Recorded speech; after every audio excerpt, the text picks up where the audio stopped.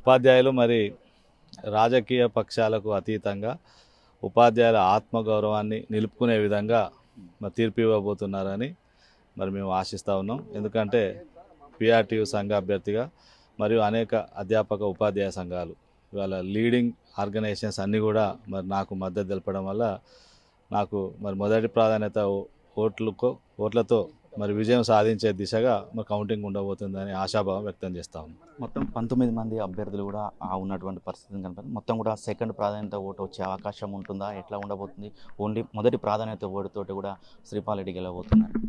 మొదటి ప్రాధాన్యత ఓట్లతో గెలుపుకు సమీపంగా ఉంటున్నా అని చెప్పి భావిస్తూ ఉన్నాం.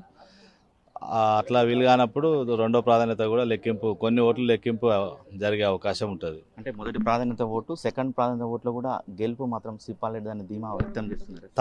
తప్పకుండా ఎందుకంటే నేను చేసినటువంటి సర్వీస్ కావచ్చు, పిఆర్టీ సంఘం ఇచ్చినటువంటి ఉత్తర్వులు, జీవోలు కావచ్చు, ఇలా ఉపాధ్యాయుని ఆత్మగౌరవాన్ని నిలబెట్టినటువంటి సంఘటనలు, ఉత్తర్వులు మన సంఘం ద్వారా వెలువడ్డాయి. మరి నేను కూడా మరి వ్యక్తిగతంగా పదోన్నతులు, బదిలీలు, పండిట్ అప్గ్రేడేషన్, గత పిఆర్సీ ముఖ్యంగా 61 సంవత్సరాల ఏజ్ పెంపు, ఈ జీవోలన్నీ కూడా సాధించడం అనేది మరి నాకు మరి గెలుపుకు మరి అవకాశాలుగా నేను భావిస్తూ ఉన్నాను.